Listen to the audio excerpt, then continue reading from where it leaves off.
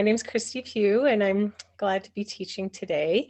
I've taught this class before, so I have a little bit more to add. There's always just some little updates with the websites.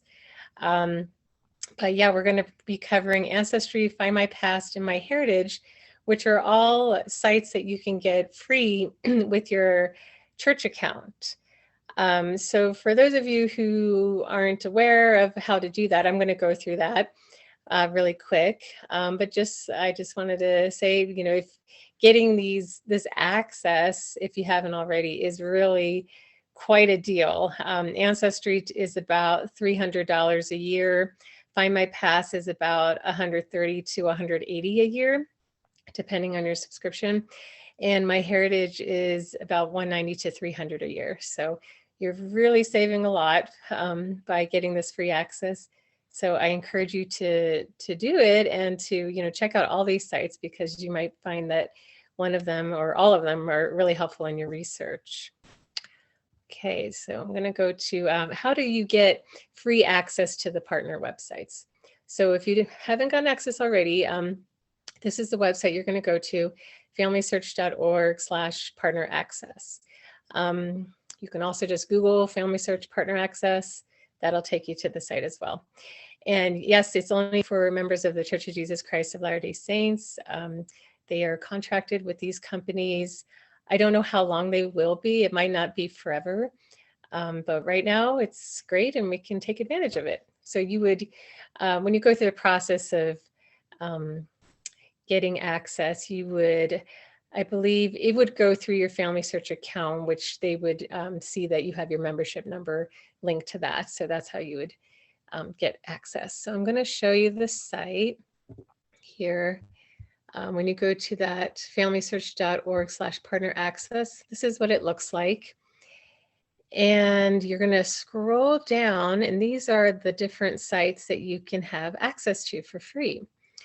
So these top three are pretty big sites, Ancestry.com, Findmypast, MyHeritage. We also have these other sites, American Ancestors, Philae, and GenieNet. American Ancestors is New England based. So if you have ancestors in that area, you might want to check that out. Philae is based in France. And I believe, let's see, they have census records, birth records, yeah, lots of different records, just all based in France. GenieNet is based in France, Europe, Latin America. There's actually a lot of Hispanic submitted trees based in Spain and Latin America. So you can check that out if your research takes you there. So I'm going to just show you here. If you were going to do Ancestry.com, you would just click here and click join for free. If you've never had an account on Ancestry.com before, you would just click on the button here and you would just create a whole new account. But if you already have an Ancestry account, you can actually just sign in to connect your account. Now, if you're already paying for a subscription, you might want to check what you're paying for. You get the premium world access with the LDS account, but there's a higher level of access, which is called all access. And that includes Fold 3, which are military records, and newspapers.com. So if you're paying for that one, then you're not going to want to end that account and start up the LDS account, because then you're going to kind of downgrade. And if you're already paying for the higher account, you'll want to keep that. So I would suggest, if you could wait until that subscription runs out, and then you could go to the other subscription that you get for free. But otherwise, if you connect your account, you'll get that World Premium account, which gives you a lot. So that's how you would do it here. You would click on this button. Okay, so let me go back to the slideshow. Oh, one other site that isn't mentioned on that site, the Partner Access, is Genealogy Bank. I don't know if you remember getting an email probably a year or so ago saying that members can have access to this website. This is a newspaper database, has a lot of obituaries. So if you didn't take advantage of it when you got the email, you can just go to this website here, familysearch.org/partner/genealogy-bank. You'll have to be signed into your Family Search account. And then just like the other ones, you will sign in with your account, and then it will take you to a screen where you will start up your own account for the website. So with all of these sites, you're going to be creating a new username and password for these particular sites. So you can't just sign into the sites with your Family Search login. But initially, you will log into Family Search to connect the accounts. Okay, so let's go into the benefits of access to the partner sites. There are billions of historical records on each site. Some of them are unique.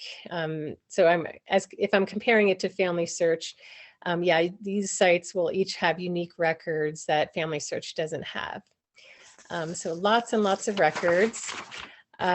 Different search engines and results. So let's say you're searching for an ancestor in the 1920 census on familysearch.org, and it might just be a tricky one. The spellings might be off with the names on the census record, and Family Search might not pick up on it, but you try to search for it on ancestry.com, and there it shows up. So it's just because the algorithms are different for each site, and so you might just get different search results for the same thing. So it's worth it if you don't have, if you're not able to find people in certain records. A lot of these websites have the same records. So like census records, birth, marriage, death records. And if you try them on each site, you might just find the difficult ancestor you're looking for. Family trees. So each of the sites, we're just going to be going over Findmypast, MyHeritage, and Ancestry. All three of them have family trees that you can submit. They're different. I'll go into how each of them work. Some of them are public that you can share with others. Others are more private. But the benefit of having a family tree on another website is that you have another copy of your tree, and one that only you own. So on familysearch.org, as you probably know, it's a collaborative tree. So you work on your ancestor, but someone else can work on your ancestor too. So any changes that you make, you probably have already experienced this, they might be gone tomorrow. So someone may have changed it. Someone maybe really may have messed it up. So it could be difficult, especially if you haven't been on Family Search for a while and you've forgotten what you had put initially. Then it's nice to have a tree somewhere else so you can always have that copy.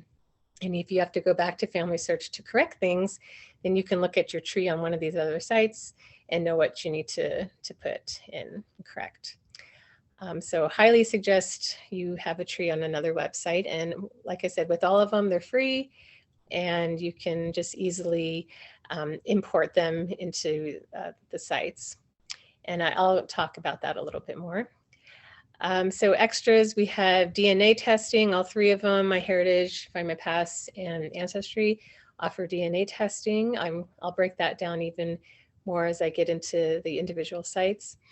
We have learning opportunities, videos, instruction, photo book, poster printouts, just ways you can print out media, and or your tree, and mobile apps as well on most of them. Okay, so Ancestry.com we're going to start with. Ancestry is like the mega site for records. They have more than 20 billion records. That includes all kinds, census, probate, church records, immigration, directories, obituaries, and more. Lots and lots of records. Constantly, they are adding more and more records. There's records from the US, we've got European, Canada, Mexico, UK, Australia, New Zealand, some South America, Asia, and Africa. Lots of places. And we have unique collections, and I'm going to demonstrate this after I go through the slide here, but there's the Social Security Applications and Claims Index, which is not on Family Search. It's actually on MyHeritage as well. And that's a great database that you'll want to access. We've got city directories, yearbooks, church records, wills, probate records that are just unique on to Ancestry.com. We have searchable family trees, about 100 million of them, and more than 13 billion ancestral profiles, and that includes photos and scanned documents. So all of these trees on an Ancestry, offer more opportunity to find your ancestors, and especially finding them in a tree, like with, connected to parents and children. And I find it to be really helpful. You always want to be careful, because whenever someone puts in a story or, just information about a person, you'll always want to make sure it's well sourced. And then you can move that information onto your tree. Okay, so we also have online tutorials. We have a blog, so they provide instruction. It's great to check out. And then there's Ancestry Academy videos. So these are just learning videos that will cover lots of different things, from a locality that you're researching, surnames, just tips on doing family history research. So they're a good thing to look at. So like I said before, the all access subscription, that includes newspapers.com and fold3.com. So you pay a little bit more for that, and you get access to those other sites, which are good sites as well. But as I said before, you do not get that with the free subscription. You'd have to pay for that subscription. You also have the capability to sync with Family Search Family Tree. This is a great feature. So you can, I actually teach a class just on this. You can get your information on Family Search, Family Tree, and you can just move it over to Ancestry and vice versa. So it saves a lot of typing, and it just helps you to keep both trees up to date if you're using both. And we have DNA testing. A lot of people, it's probably the #1 site for DNA testing. They have a lot of people submitting their DNA, and they also have the capability to link that DNA to your tree. And there's a thing called Through Lines, which combines your tree information and your DNA to help you kind of build your tree and compare them to other trees on the website. And yeah, like I said, most DNA tests in database, we have about over 18 million, and that's probably bigger now. Then we have the card catalog, and I will just demonstrate that. Let's see. Just go to Ancestry.com. Okay, so when you're on the home page, this is the home page for Ancestry. If you're signed in, this is what it's going to look like. It's going to just have your kind of like what you've done lately on your tree and pictures that have been added and things like that. But if to go to this card catalog, you're going to want to go to search on the upper left here. And then you're going to go down to card catalog. And this is a great thing to know about, because like I said, they're constantly adding new databases, and you can see, like, right when you click on it, it just shows up automatically all the new databases that they've added to the site. So we've got quite a few. Looks like the Denmark census has been the most recent that they've added. And if you want to see, okay, do we have any records for New York or just any particular place, you would just type it in the title or keyword, and you would get records that are all from New York. So, and then you can filter this by clicking on the category, birth, marriage, death, census, just any of these categories if you want to just filter to those particular types of records. You can also filter by location this way too, and you can filter by dates, by decades. So great thing to know about. All of these websites have something like this, like a card catalog, and it's just a great resource when you're trying to find particular things or particular places, especially. Okay, so now that I'm on Ancestry, I'm going to just demonstrate. We have that Social Security applications and claims index that I was talking about. I just want to show you how that's a beneficial record that you can get on Ancestry. So first, I'm just going to go to Family Search. So this is my ancestor, Harry Jonathan Newman, and I'm on his sources page. So what we have here, we have the Social Security Death Index that you get on FamilySearch.org. And I just want to show you what information we get just from the Social Security Death Index. We have Harry, his name, his surname, given and surname. We have the state, which I guess when he received Social Security, where he was living. This is his age when he died. We have his birth date and we have his death date. So the Social Security Applications and Claims Index is actually, it takes you further. So we get into the information that was taken when they applied for Social Security or when they died and when it was claimed. So let me show you on Ancestry here. So I'm on Ancestry.com. This is Harry Jonathan Newman, and then this is the U.S. Social Security Applications and Claims Index. So look at what we get here. We get his birthday, like we did before. We get his race. We get a birthplace, so it's detailed, Bronx, New York. Same death date, but then we also get parents. And that's really valuable information there to get the parents, especially if you don't know who the parents are. It just takes your tree back further. We also get Social Security number, and we get just some notes, maybe like the date when Social Security was claimed, things like that. So very great record to have. You can get it on Ancestry.com, and you can get it on MyHeritage as well. So if you have any ancestors in the US research, this is a great record to go to.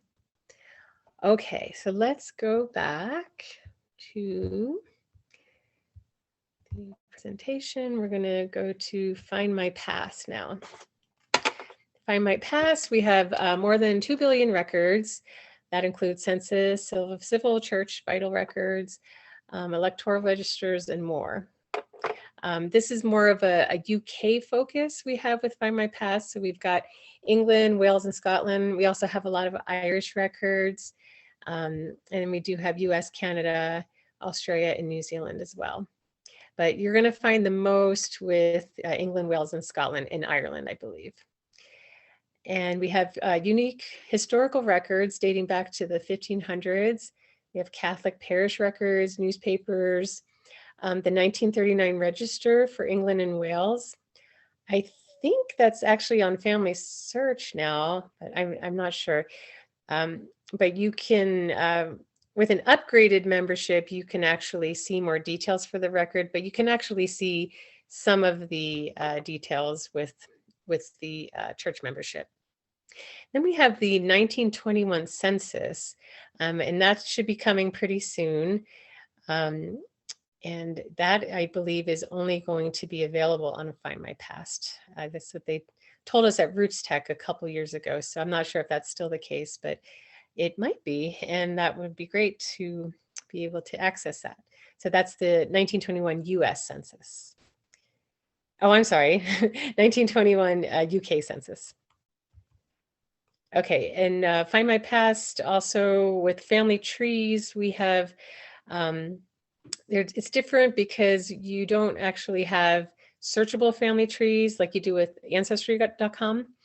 What happens is you have your tree and you will get hints, and the hints will link you to someone else's tree and to that person on that tree, but you just can't like see all the trees like you can on Ancestry.com or MyHeritage.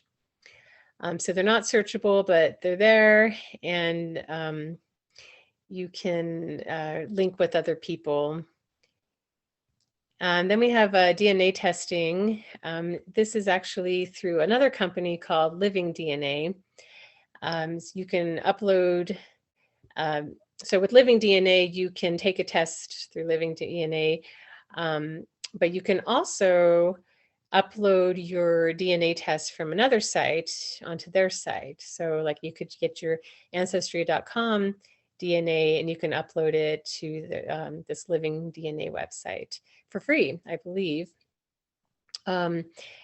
The difference with the DNA on Findmypast, you do have different tests. So Ancestry.com uses autosomal DNA, and Findmypast, you also have the option to use Y-DNA and the mitochondrial DNA. So the Y-DNA just follows the paternal line, and the mitochondrial DNA follows the maternal line.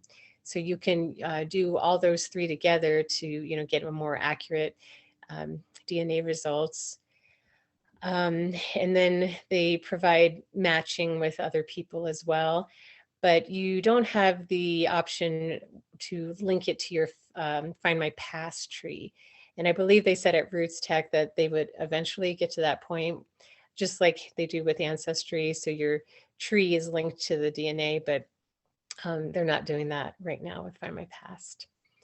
And I already talked about hints. So the hints will take you to records that are on Findmypast, just like the family search, and they'll link it to your ancestors, and also hints to other family trees on the website.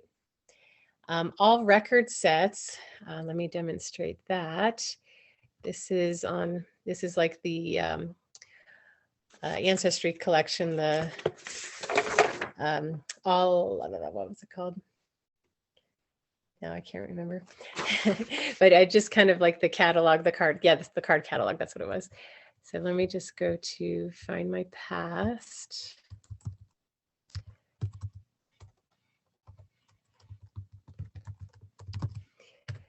Okay. So here you're going to go to search. And then you're going to go to all record sets. And this is what it's called on Findmypast. And same kind of thing as on Ancestry. You've got just the whole list of records that they have on here. And then you can also filter it like you can on Ancestry as well. And you can narrow it to the area that you're looking for, type of record. So good thing to know when you're on Findmypast.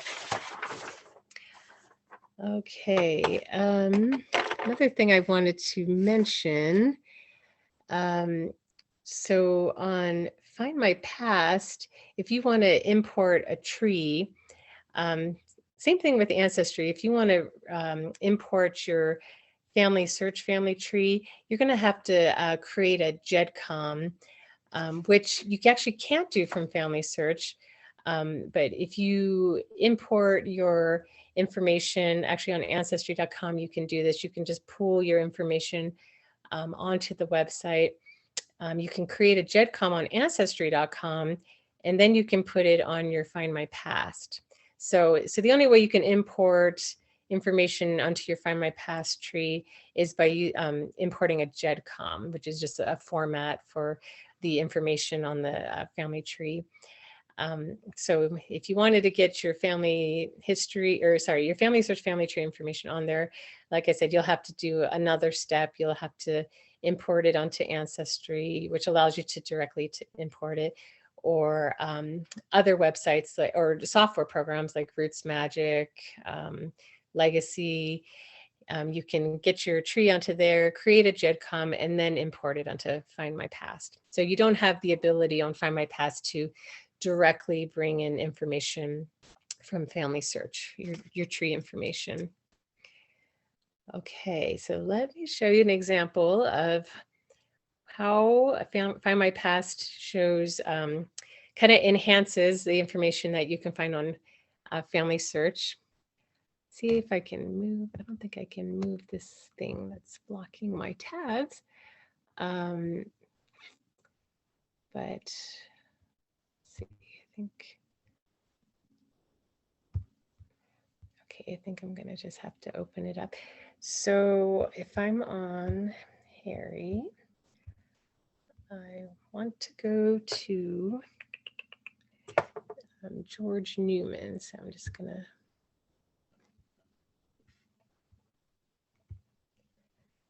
go on here. So I'm just opening up another ancestor here.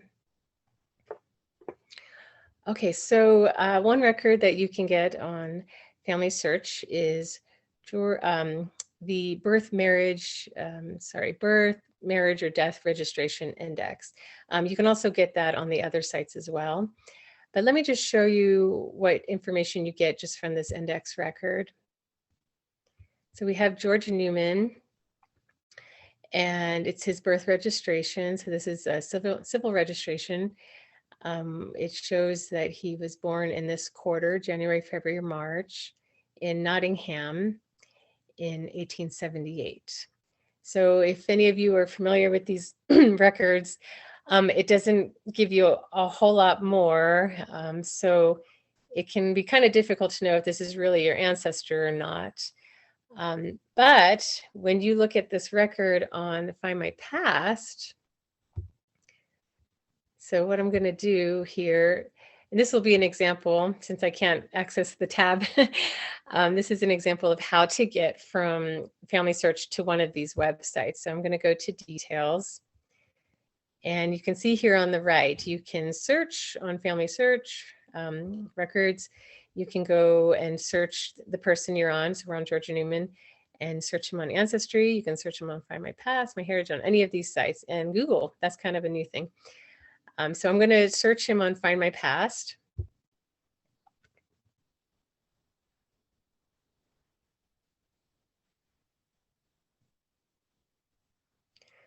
Okay, so we want to find that birth index record. So I believe it's this one here. So this one is the England and Wales births, 1837 to 2006.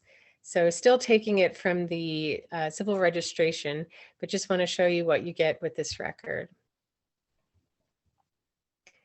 Okay, so we've got George Newman. We have his birth year, district, county, and one other thing that we get here is the mother's maiden name. So this is really helpful because this can really just pinpoint it and just help you know, okay, this is the George Newman I'm looking for because I know his mother's maiden name is Goddard. So very helpful in addition to the birth, marriage, death index that you can get on Family Search. So that's a great reason to get Findmypast. Okay, so let me go back here. And we're going to go to MyHeritage. All right, so on MyHeritage, we have more than 9 billion records. That includes Jewish records, census, vital records, immigration, newspapers, military, and more. Scandinavia, Germany, UK, US, Australia, New Zealand. We've got a lot of countries here that MyHeritage covers. And then we also have some census records from Denmark. We've got Denmark and Finland church records. Apparently, MyHeritage is the hinting technology, just like we have on the other sites. It's very strong on MyHeritage, so they really do a good job of matching their records with your ancestors. And we have searchable family trees. So unlike Findmypast, the family trees that are submitted by users are actually searchable, and you can look for, when you look for an ancestor, you will see results in family trees, and you can access the whole tree. So we have over 35 million trees and over 3 billion names, and that includes photos and scanned documents.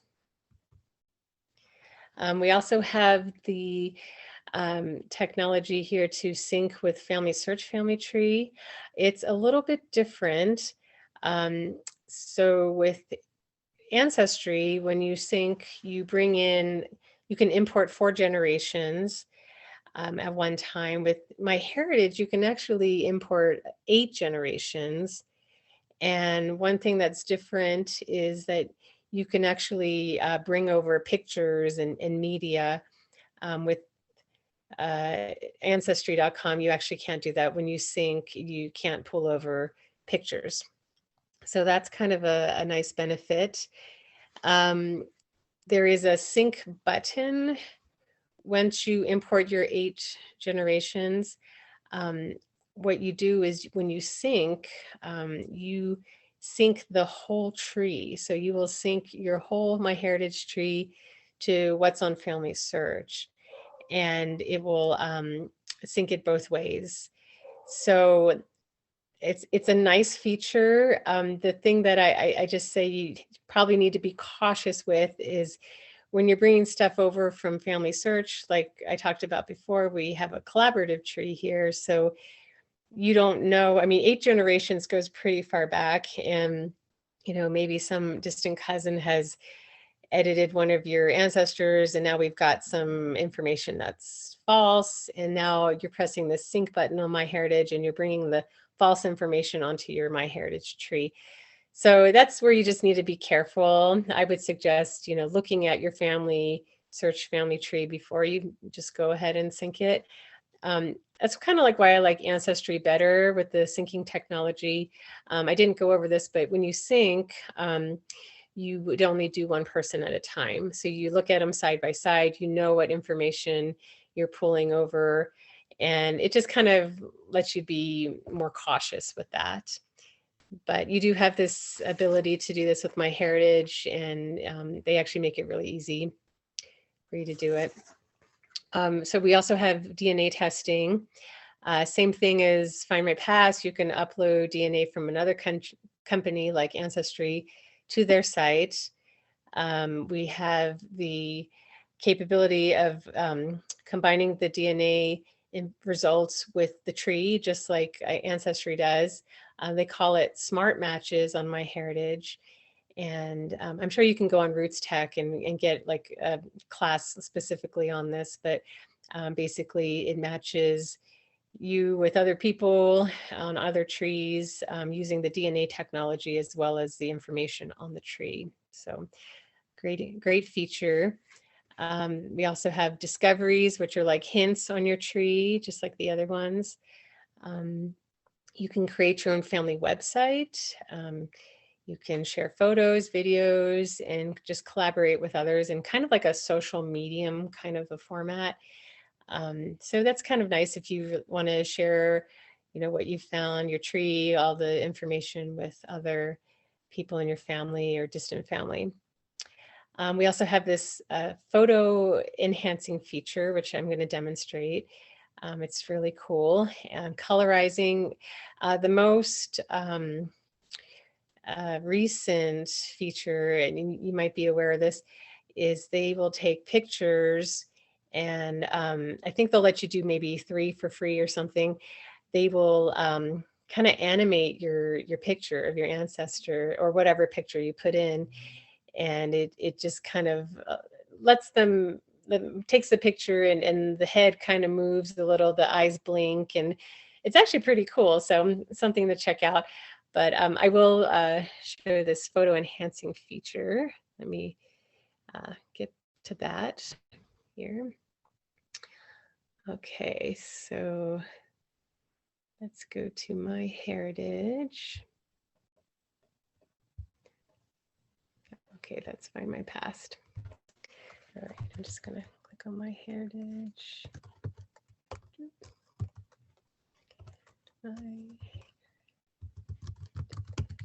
home.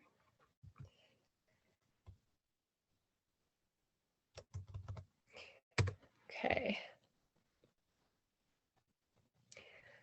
Okay, so I'm going to go to photos.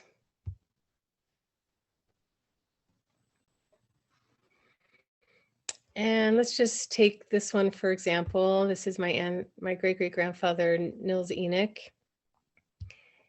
And let me just show you the picture before. So if you can see that, let's see if I can make it a little bigger. It's probably good. So it's kind of a blurry, dull kind of photo, not a whole lot of detail. So then if I go to this enhancement, you can see how it just adds more detail. It adds color.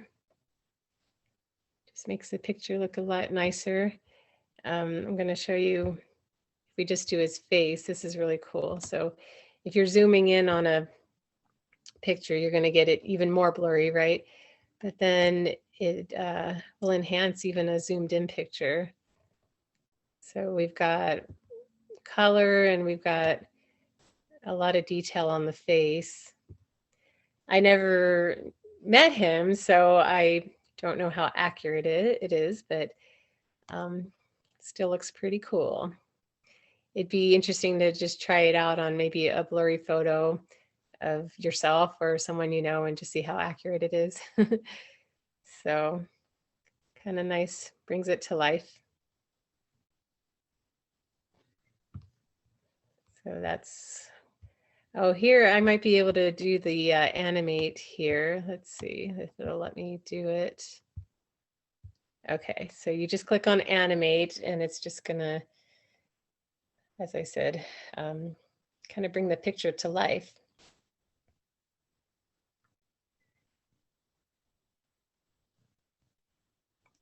Pretty cool.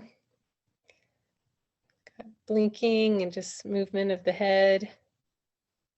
Just really brings it to life. Pretty neat. So fun to try out. It's all for free. I think, like I said, I think you have a few you can do with the animation, then you have to pay for it. So worth trying out. Okay, let me show you on here how you get to that card catalog feature. So we're gonna want to go to research and we're going to go to collection catalog. I just like to demonstrate how to get to this on all the sites because it's just a great thing to know. So here we've got similar where we've got the records just broken down into categories. You would do your search up here on the right. You've got featured collections here. And I'm not sure if that means they're new, but we also have when collections have been updated. You can refine it, like I said, by place and by years, and kind of just narrow down what you're looking for. And, you know, just helps you to know, like, okay, does this website even have this country that I need or this city? So great feature. Let me go back to the presentation. Okay, so I'm just going to show you my references here. I watched some videos from Roots Tech to get a lot of this information. And the most recent one here, that last one, I got some of the latest information about some of the websites. So this will be recorded and you can go back to this if you want to click on any of these websites or videos. So, okay. Guess we can open it up for questions now. I'll just kind of leave it on this page. Christy, thank you so much. That was wonderful. Really enjoyed that. Any questions for Christy?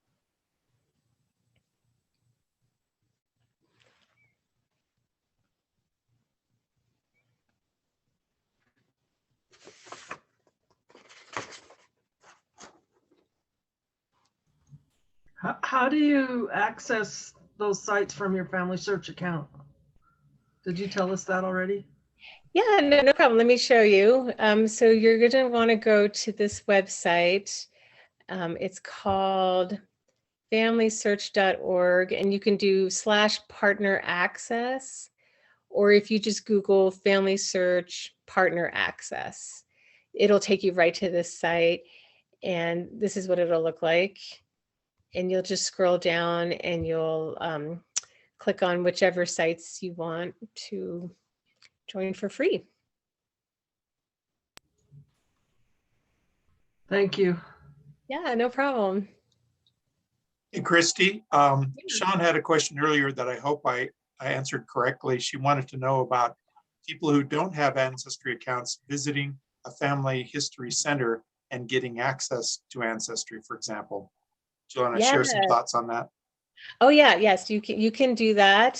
So you go to, the local family history center, the Granite Family History Center, or any family history center. I believe libraries as well. You can go on the ancestry.com, what's it called? Something edition, library edition, I want to say. And you can just use the website for free just from being in the site, just being on those computers. So that'll give you access to records and things like that. If you don't have an account on Ancestry, you wouldn't be able to attach any records to your tree or anything. That's why it's great to have this free account, so you can create a tree, and as you find records using Ancestry.com or any of the sites, you can attach those records to your tree.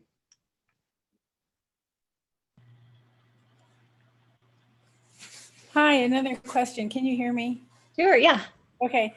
So when all is said and done, do you have a is it, I'd use Ancestry if my relatives were from blah, blah, blah, and I'd use MyHeritage if they were Scandinavian, or would you keep your own separate one, not on one of those, but on one of the programs that's, I can't even remember what they're called, like Root something or...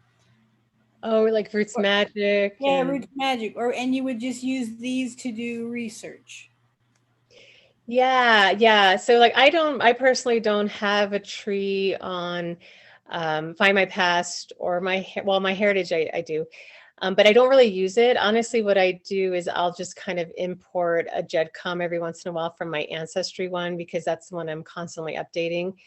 And I'll just update it on MyHeritage. But I'm not really using the tree very much. But I think it's good to have maybe one tree somewhere else, and that could just be Roots Magic or Legacy or Ancestral File is the other one. Those are the software, just to have that backup. But I would say if definitely use these sites to get the records, and you can always, if you're on the website and you just want to attach a record directly onto your family search tree. If you've heard of Record Seek, that's a feature. It's, what do you call it? An extension that you can put on your computer. And what it does, it's really cool. It'll take, actually, do you want me to demonstrate that? I don't know if I've seen that one. Yeah. Have you seen that one? Okay, so it'll take the record and it will create a source on Family Search. So you can just do that. You don't have to have a tree on these other sites in order to keep those records. You can put them right onto Family Search, or if you don't use Record Seek, you can just copy the link, the URL on the website, and then just build a source on Family Search and just pull them in that way. Okay, thanks. And this is a little bit off topic, but our Ancestry and MyHeritage, are they paying people to have exclusive records? Say, okay, Springfield, Illinois, you're not gonna, when Ancestry comes around, we don't want you to let them index your records. We're gonna be the only ones that do it. Or why are the records different on the different sites? Yeah, that's a good question. I know with the 1921 UK census, I know the UK is just a lot more strict about, like, they just don't want their information put everywhere, and they want to just really limit it. So there's that. I think sometimes they just, will just kind of contract with one of the sites and say, okay, we'll choose you just because we don't want them on all of them. I think maybe it's first come, first serve too. Like, people jump in on that.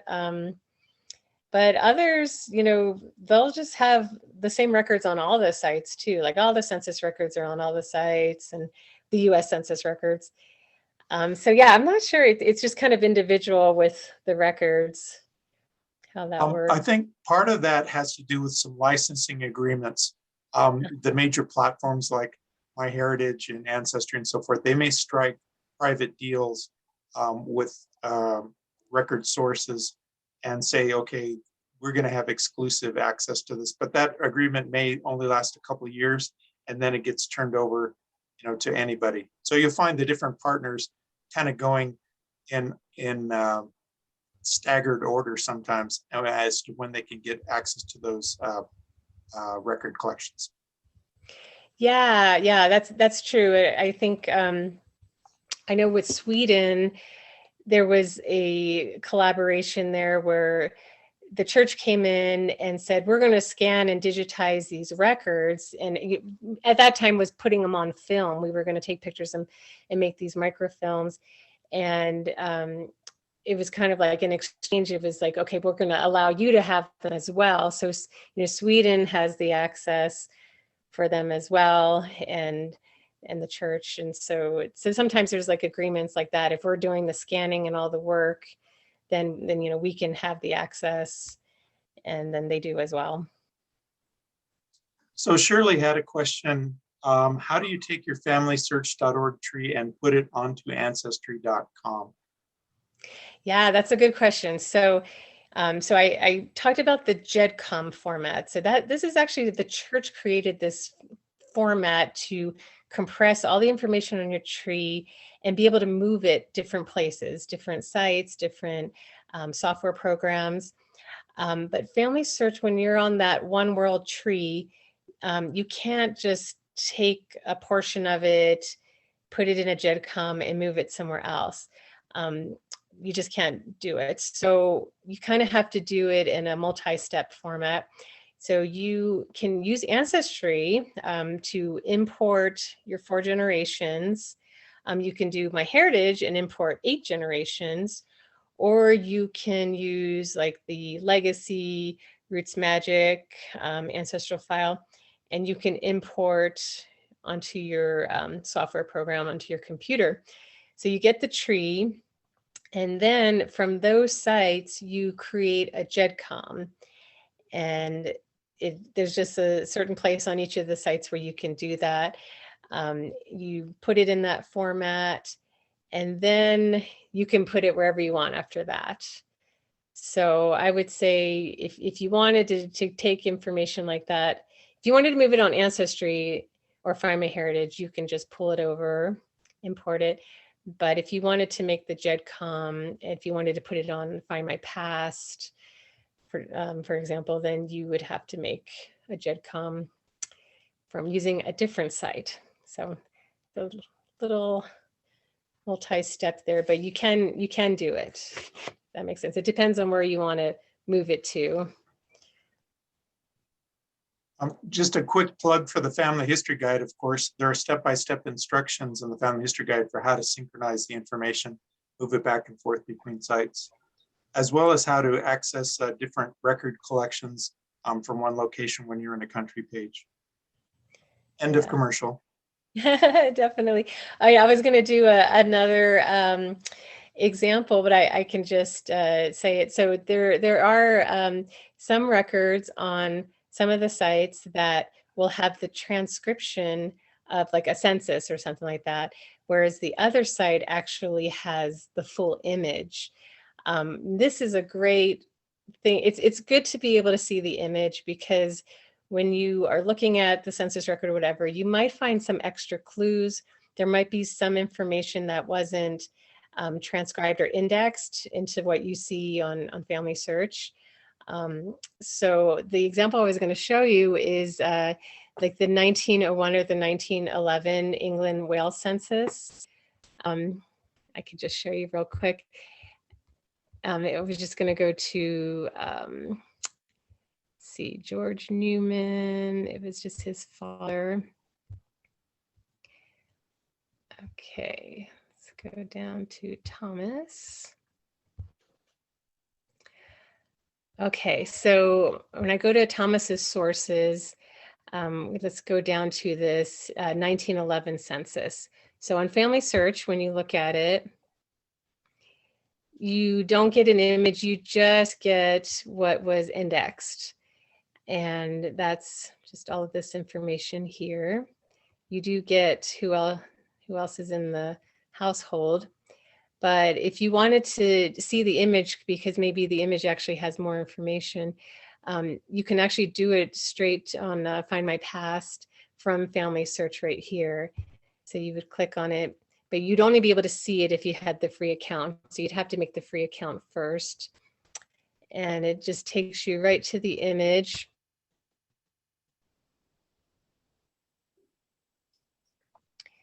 And one little detail, the number of children, I'm just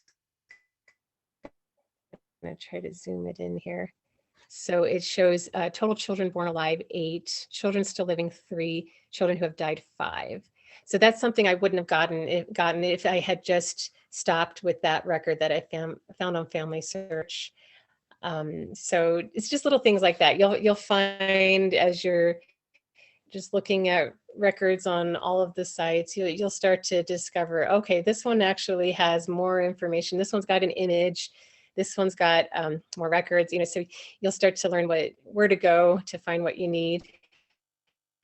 But that's just another example there. So I do recommend that you have a subscription with all of them, just to check out, just to look at the records. And like I said, you don't have to have a tree on all of them. If you're going to have a tree on any of them, I would recommend Ancestry, just because you can do that importing, or MyHeritage, you can do that as well.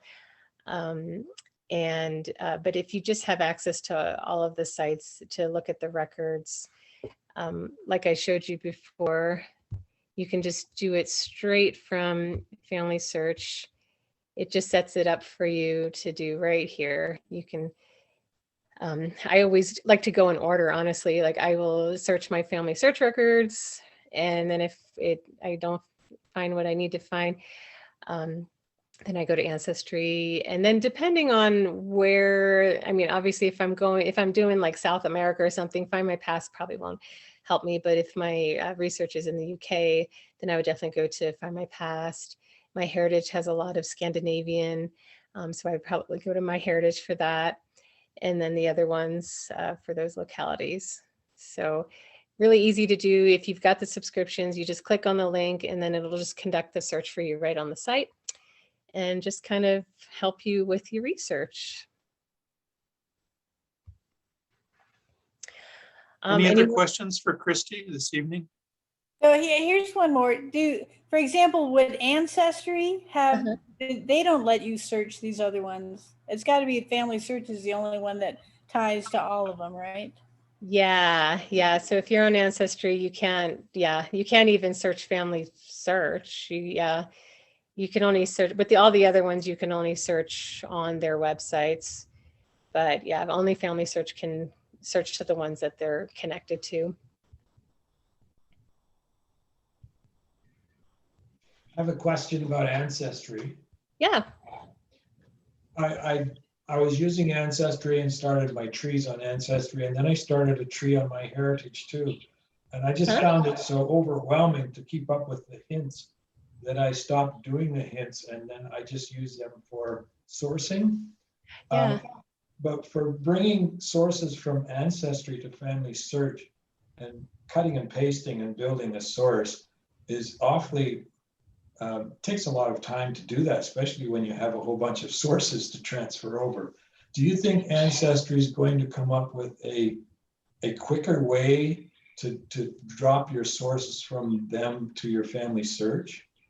Yeah, so you can actually do that with the syncing feature. Let me just show you real quick. Let's just go to Thomas since we were on him. So I'm on Ancestry.com right now. And so the syncing feature, like I said, I teach another class just on this because it has a lot of different features. But this is a little icon tree. This is how you would transfer information back and forth from Family Search. So you just have to sign into Family Search. And then it will turn green once it's all signed in. Give it a sec. Okay, so when you click on the tree, you have this option of comparing the person on Family Search.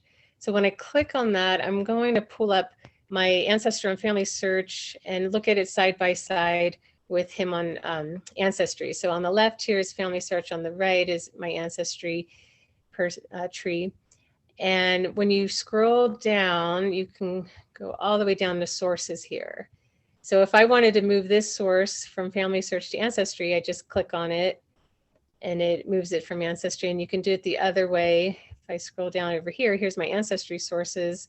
If I wanted to move this over to Family Search, I just click on that. And you know, because it's all in green, you know that's new. And then you would just scroll down and save it. So you can actually just do it by clicking. You don't have to type. You can just move them back and forth. Is that what you were asking? Yeah, yes, Okay. that answers. Thank you.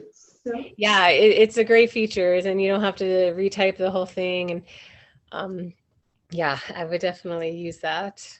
And you will find that you do have the same sources. So it's like here's the 1841 census on Family Search. But then I've got it here as well, 1841 on Ancestry. I don't need to move my Ancestry over to Family Search because Family Search already has that source. Unless, let's say the one on Ancestry has the image, then maybe I would move it over and just make a note saying, if you want to see the image, you know, click on the Ancestry 1841 census, and then it'll take you right to that site. But then people clicking on it would have to have an Ancestry membership in order to see the image. Okay. Can you do the same thing with photos? And if you have photos acquired in MyHeritage or Ancestry, I have a photo gallery in MyHeritage. Can I transfer those photos to Family Search? Yeah, so with their syncing feature on MyHeritage, you can just press sync and add any pictures that you have attached to people on the tree. So I think they have to be attached on the people. They'll just go over to the, oh, you know what? Actually, I'm not totally sure about that. It might just work one way with that one. You might be able to move Family Search images to MyHeritage and maybe not vice versa. But I think you can. When I was just reading up on it, this is kind of a new thing. There's actually on my references, one of the videos demonstrates the syncing with MyHeritage. I would just try it and see if it works. So if you're syncing, the only thing is though, when you can only sync your MyHeritage tree to Family Search if initially you imported your Family Search tree onto MyHeritage.